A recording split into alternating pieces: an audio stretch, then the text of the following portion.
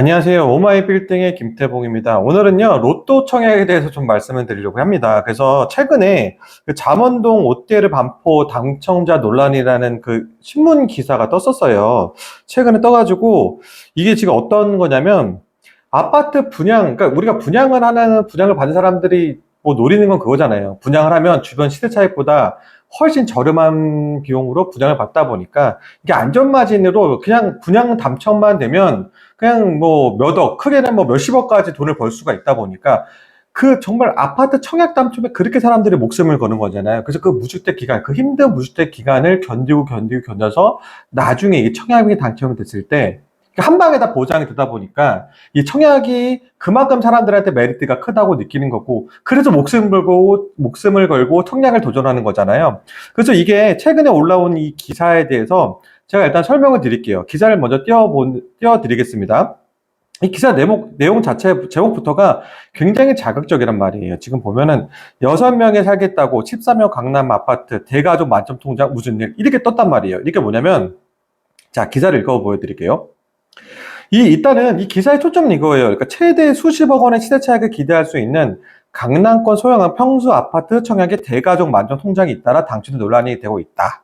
자, 읽어드릴게요. 22일 한국부동산원 청약홈에 따르면 서울 서초구 잠원동 롯데르 반포, 그러니까 신반포 21차 재건축 아파트예요. 청약 당첨자의 최고 가점은 전용 면적 44제곱미터형에서 나온 79점이었다.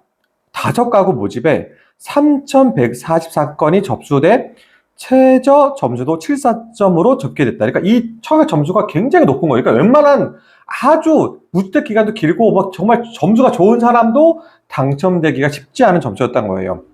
그래서 청약 가점은 부양가족 수와 무주택 기간, 청약 통장 가입 기간을 기준으로 산정한다. 무주택 기간 15년 이상 32점, 청약 통장 가입 기간 15년 이상 17점, 본인 제외, 부양가족 6명 이상 45점이면 만점 84점이라는 거죠. 그래서 따라서 79점과 74점은 각각 6인 가구와 5인 가구가 받을 수 있는 사실상 최고 점수에 해당되는 거예요. 그러니까 요즘에 되게 소가족화 됐잖아요. 소가족화 됐는데 실제적으로 내 가족이 아무리 뭐 4명이더라도 이건 당첨될 수가 없는 거예요. 이 모든 조건이 만족되더라고요. 그만큼 청약 가점 자체가 당첨되기 힘들었다는 거예요. 그래서 롯데르 반포 전용 44제곱미터는 방 2개, 욕실 1개로 구성된 14평가량의 소형 평수, 그러니까 전용 면적을 말하는 거예요. 그러니까 전용 면적이니까 이게 분양으로 따지면 18평형 정도 되는 거예요. 분양가 상한제가 적용돼 이곳에서 2년 동안 6인 가족이 실거주해야 됩니다. 그러니까 뭐냐면 아파트가 지금 분양가 상한제 아파트는 무조건 실거주 요건들이 있어요. 실거주 요건제가 되고, 그리고 현재 지금 서울은 토어제잖아요. 2026년도까지 토어제가 적용된단 말이에요. 그러니까 이게 분양가 상한제가 아니더라도 실질적으로 실거주를 해야 돼요. 그러면 우리가 생각했을 때 이 6인 가족이 이 18평형 아파트, 그러니까 전용후 13평에 대한 아파트를 살 수가 있을까요? 살기가 굉장히 힘들다는 거죠. 그럼에도 불구하고 이 아파트를 가점이 만족된 이 사람들이 이거를 청약을 당첨했다는 거는 한마디로 부동산 투기로 본다는 거죠. 그래서 제가 끝까지 읽어보겠습니다. 이 같은 제약에도 최근 대출 규제 강화로 자금 조달 부담이 상대적으로 적은 소형 평수에 수요가 쏠렸다는 분석이다. 왜냐하면 이게 실제적으로 이 대출 규제가 있잖아요. 대출 규제가 있다 보니까 이 그러니까 분양가 자체가 높으면 또 내가 가진 자본이 적으면 이걸 할 수가 없어요. 그러니까 오히려 소형 평수가 접근이 가능했다라는 거죠. 그 실제 이보다 넓은 전용 면적인 59제곱미터형과 97제곱 그리고 113제곱미터 B형의 당첨 최저 가점 69점이었다. 69점은 4인 가구가 받을 수 있는 최고 점수다. 넓은 평수보다 소형 평형의 당첨 채점 가점도 높았는 것이다. 이거는 뭐 어떻게 보면 당연한 거예요. 왜냐면 분양가가 높아질수록 대출을 받을 수 있는 여건이 적어지다 보니까 그 실제적으로 또 내가 갖고 현금 비용도 많아져야 되니까 내가 아무리 무주택 기간에도 오래 살더라도 실질적으로 이거를 당첨이 되더라도 이거를 내가 대출을 받아가지고 살 수 있는 여건이 안 된다는 거죠. 그러다 보니까 소형 평수에 더 많이 몰렸다는 거죠.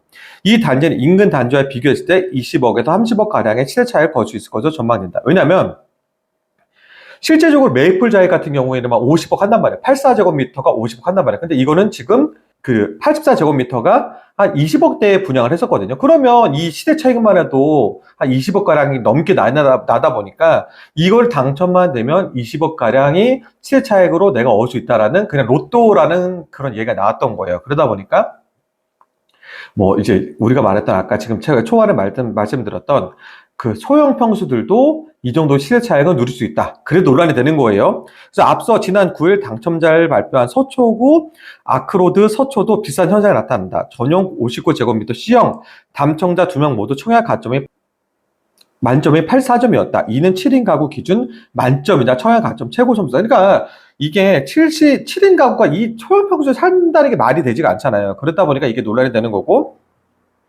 당첨 가구는 18평 남짓한 집에서 7인 가족 2년 실거주해야 한다. 최근 청약 가점 인플레이션은 점차 가속화되고 있다. 한국부동산원 청약 통계에 따르면 지난해 서울 아파트 평균 청약 가점은 65.81점으로 집계됐다. 관련 통계가 공개된 2022년 이후 최고이다. 따라서 전문가들은 현재의 청약 가점제가 구조적으로 중장년층이 유리하고, 왜냐하면 이거는 뭐 올해 이 청약 점수를 오래 쌓아야 되는 거고 가족수도 분양 가족도 맞아야 되니까 유리하다는 거죠. 그리고 1인 2인 가구가 보편화된 추세는 맞지 않다고 지적하고 있다. 이렇게 기사 나온 거예요. 자, 이 기사만 보면 초점은 이겁니다. 소형 평수는 결국에는 소형 가족들이 살아야 되는 평수잖아요. 그러니까 18평형에 맞는 거는 정말 1인 가구나 2인 가구가 살아야 되는데 이게 청약으로 당첨되기는 불가능하다는 거죠. 그럼 이 청약으로 이 당첨된 사람들은 대가구, 가점이 높아야 되니까 대가족이거나 오랜 청약 가점을 쌓아온, 무주택 기간에 쌓아온 사람이 가능할 거라는, 이게 현실적으로 가능하다 보니까 이게 불가능하다는 거예요, 이게. 그게 형평성에 맞지도 않고, 그리고 취지랑도 맞지 않는다는 거예요. 그래서, 뭐, 이 기사를 보면, 뭐 이런 기사를 보면 이제, 뭐, 소형 청약이 되는 사람들이 맞지 않은 사람은 청약이 된다는 거고, 다 투기 세력에 몰려있다라고 얘기하는 건데, 자, 이걸 보셔야 돼요. 이 기사에, 이런 현상에 대한 부분에 대해서 어떤 걸 보셔야 되냐면, 여러분께서, 자, 신축 아파트에 대한 프리미엄은 여전하다. 첫 번째. 신축 아파트가 너무 귀하다 보니까 여전한 거고, 그리고 입지가 좋은 아파트들에 대해서 모두 살려고 하는, 그러니까 양극화에 대한 부분을 보셔야 된다는 거죠, 이게. 그러니까 좋은 아파트일수록 더 많이 이렇게 몰릴 거다, 수요가. 그리고 뭐 막말로 이 아파트 6인 가족이 여기 일단 실거주 기간 있잖아요. 실거주 기간 때 뭐 굳이 여기 다 살 필요가 있습니까? 예? 부모님은 살고, 예? 나머지 가족들은 따로 나가서 뭐 살아도 상관없잖아요. 그 문제가 되지 않는다는 거죠. 뭐 월세로 살더라도 이 기간 동안, 그리고 바로 실거주 기간 끝나고 팔아도 내가 만약 이 큰 시세 차익을 얻는데 그때도 넓은 평수에 살아야 되는 거고, 그때 내가 이거는 또 월세를 주고 내가 또 다른 월세 가가지고 6인 가족에 맞는 월세를 살면 되는 거잖아요. 전혀 문제되는 게 아니란 말이에요. 2년 정도의 몸테크? 진정한 몸테크 아닐까요, 이게? 우리가 재건축 때 몸테크를 많이 하잖아요. 재건축 때 몸테크 하는 몸테크와 이거의 몸테크 좀 비교가 안 된다고 봐요. 재건축 언제 될지도 모르잖아요, 이게. 실제적으로. 그 몸테크와, 그리고 그 낡은 아파트잖아요.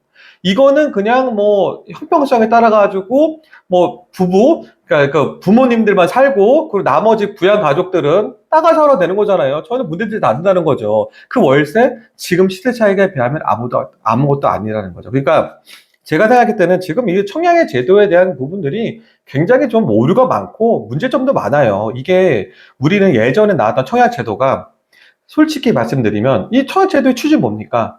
처음에 돈이 없는 사람들 청약이 당첨되고 대출을 받아가지고 나중에 이걸 하나씩 갚으면서 내 집을 마련하는 게 꿈인 거죠. 근데 지금 청약은 전혀 그런 취지와는 전혀 상관이 없어요. 실제적으로 당첨만 되면 로또인 거죠. 이게 크게는 몇십억 다 시세 차익을 얻을 수 있단 말이에요. 그래서 지금 또 제 주변에도 있단 말이에요. 청약이 당첨이 되지 않았음에도 이 청약을 노리면서 무주택 기간에 계속 살고 있는 사람이 있단 말이에요. 왜냐, 되면 이게 로또가, 그 기존에 내가 힘들게 살았던 건 모든 게 보상이 되니까. 그래서 제가 이 기사를 빠르게 여러분들한테 업데이트 하려고 영상을 찍었고요. 그 실제적으로 저 같은 경우는 이렇게 얘기를 해요. 그래서 이게 투트랙으로 가라고 하거든요. 재개발도 안 하고, 재개발 사는 게 무주택 기간하고 상관이 없으니까.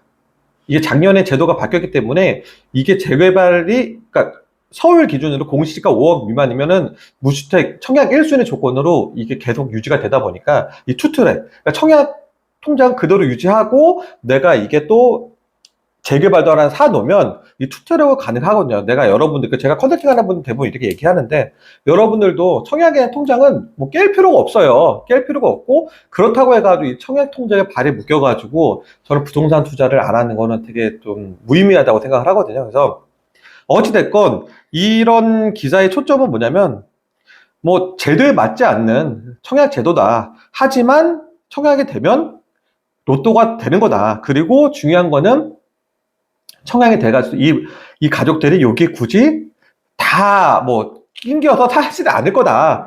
이렇게 제가 말씀을 드리는 거고요. 자, 그러면은 여러분들도 우리나라의 그 신축이 얼마나 귀하다는 걸 알겠죠? 그래서 저는 이 기사를 통해서 또 여러분 다시 한번 강조하고 싶은 게 있습니다. 그러니까 재개발 투자를 하라는 거죠. 재개발 투자를 해가지고 여러분들이 투자로 갈 수 있는 방향을 고민해 봐라. 이렇게 영상으로 마무리 지으면서 영상을 마치도록 하겠습니다.